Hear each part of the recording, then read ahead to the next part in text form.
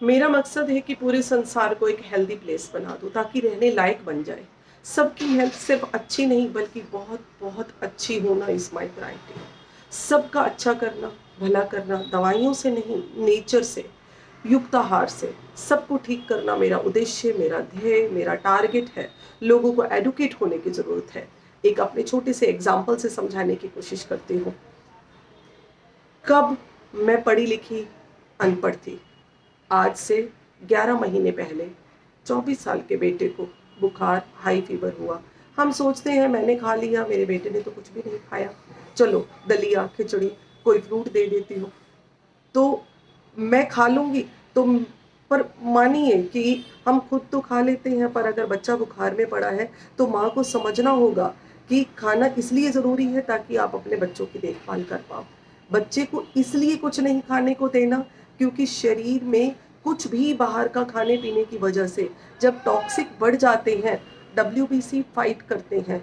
पर जब भी वो हार मान जाते हैं तो हमारी बॉडी के अंदर का डॉक्टर हमें पनिशमेंट देता है, पूरी बॉडी को हीट अप करके, जिसे हम फीवर, बुखार, ज्वर कहते हैं। इसमें नेचुरली मुंह कड़वा हो जाता है, भूख नहीं लगती, पानी घूंट घूंट करके दो, लगातार पानी की पट्टी पेट के ऊपर, गले के ऊपर, माथे पर लगाओ। साइंटिफिक रीज़न है, समझिए, पैनिक नहीं होना, मरीज को भी पैनिक नहीं करना। रीज़न, पेट पर पानी की पट्टी से कब्ज नहीं होगी, पूरी बॉडी की हीट को एब्जॉर्ब कर देगी पानी की पट्टी। अगर किसी वजह से गैस बन रही है तो वो भी पट्टी लगाने से ऊपर गले व दिमाग की तरफ भागती है गैस, और पहले से ही हमने गले और माथे पर पट्टी लगा दी है तो नेचुरली है वो ठीक हो जाओगे।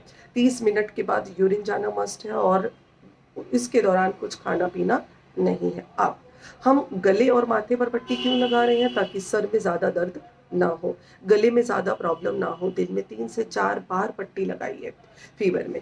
भूख लगे तो नारियल पानी घूंट-घूंट करके पिलाना है, ग्लास भर के एक साथ इकट्ठा नहीं देना। सबसे इम्पोर्टेंट, बॉडी को अंदर से डिटॉक्सिफाई करने के लिए नीम और गिलोय का काढ़ा 3-4 बार ज़रूर देना है। 2 गिलास पानी में 1 चम्मच नीम गिलोय का पाउडर डालकर 1 गिलास रहने तक उसे उबालिए, छान कर पी लीजिए। अगर उल्टी आ जाए तो डरना नहीं है, इसका मतलब है अंदर की गंदगी की सफाई शुरू हो चुकी है। पसीना आना, उल्टी, नाक बहना, यूरिन, टॉयलेट, ये सब ज़रिए हैं शरीर की गंदगी को बाहर निकालने के। तो प्लीज़ सीखिए कुछ खाने को नहीं देना। अंदर के डॉक्टर को अपना काम करने दीजिए, उसके इलाज के रास्ते में रोड़े मत बनिए। कोई भी टैबलेट खाने को नहीं देनी, किसी भी प्रकार की दवाई देना मीन्स हमारे अंदर के डॉक्टर के इलाज में रोड़ा बनना, उसके प्रोसेसिंग को ज़बरदस्ती या फोर्सिबली नहीं रोकना। गलत है, 100% गलत है। हम माँओं का ज़्यादा प्यार भी हानिकारक होता है, जान ले लेता है कई बार। बच्चों को लगता है माँ कह रही है, गलत थोड़ी कह रही होगी, तो वो आपकी बात को मानकर खा लेता है, पी लेता है। करे भी तो क्या करे, बड़े बड़ों के हाथ पैर फूल जाते हैं। जब कोई अपना बीमार होता है या हॉस्पिटल में पहुंच जाता है ना, तो दिमाग काम करना बंद कर देता है। एक पपेट, एक कठपुतली बन जाता है, जो जैसा कहे वैसा ही करने लगता है इंसान। बस एक फ़िक्र, एक उम्मीद दिमाग में रखता है कि किसी तरीके से मेरा बच्चा, मेरा अपना ठीक हो जाए। अच्छा, मैं 51 साल की, BSc, BEd, MA in maths, अपने ज़्यादा प्यार, अपनी ज़्यादा केयर, इग्नोरेंस, अज्ञानता की वजह से अपने 24 साल के बेटे को बुखार से नहीं बचा पाई। अपनी माँ से पूछा तो उन्होंने दलिया बनाकर भेजा, गलत, गलत। कीवी खाने को दे दी, वो भी गलत। खिचड़ी दे दी, वो भी गलत। कुछ देना ही नहीं था, खिचड़ी दी, गलत। कुछ भी नहीं देना, कोई दवाई नहीं देनी थी, कुछ बाहर का खाने को सॉलिड बिल्कुल नहीं देना, सिर्फ और सिर्फ लिक्विड डाइट। अंडरलाइन कीजिए, हुई ना मैं पढ़ी लिखी अनपढ़, खो दिया मैंने अपने इकलौते बेटे को।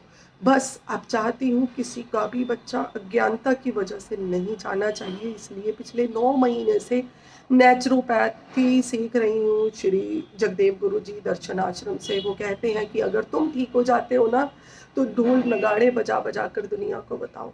मुझे यूट्यूब पर 2 मिनट से 5 मिनट की वीडियो बनाकर हर प्रॉब्लम का सॉल्यूशन फॉर्म, इससे बेटर वे नहीं लगा। 60 से 70 के करीब वीडियो बना चुकी हूँ। हील विद नेचुरोपैथी चैनल है, सुबह 6 बजे से 8 बजे के बीच में कोई भी सीनियर सिटीजन जो है या कोई भी ज़रूरतमंद जो है KSA 14/2 न्यू कॉलोनी गुड़गांव गुरुद्वारे के पीछे आ सकता है। नीम गिलोय का काढ़ा लीजिए, 7 जड़ी बूटियाँ मिली हुई हैं उसमें, शुगर का काढ़ा भी है, तिल का तेल, बहुत सारी चीज़ें हैं जो आपके लिए ज़रूरी हैं। तो मेरे इस नंबर पे जो कि इसमें दिया हुआ है, कॉल करके आप नेचुरल तरीका पूछ सकते हैं। ठीक हो जाए तो बहुत अच्छी बात है, नुकसान तो बिल्कुल भी नहीं है, और अगर फ़ायदा नहीं होगा तो नुकसान तो नहीं होगा। और फिर उसके बाद एक्सपेरिमेंट करने के लिए आपके डॉक्टर एलोपैथिक, आयुर्वेदिक, होम्योपैथिक बहुत सारे तो हैं ही ना, एक बार आजमाइएगा ज़रूर, क्योंकि भगवान श्री कृष्ण जी ने भी श्री गीता के अध्यायों में युक्ताहार के बारे में बताया है। तो जिस भोजन में भगवान का दिया हुआ नेचुरल रस या जूस होता है, केवल वही खाना खाना है। तो इसका मतलब है कि मैं जो कह रही हूँ वो गलत नहीं है, यहाँ सबूत भी मिल गया, तो एक बार आजमाना तो बनता है। तो avoid going to hospital, medical stores, adopt nature, adopt naturopathy.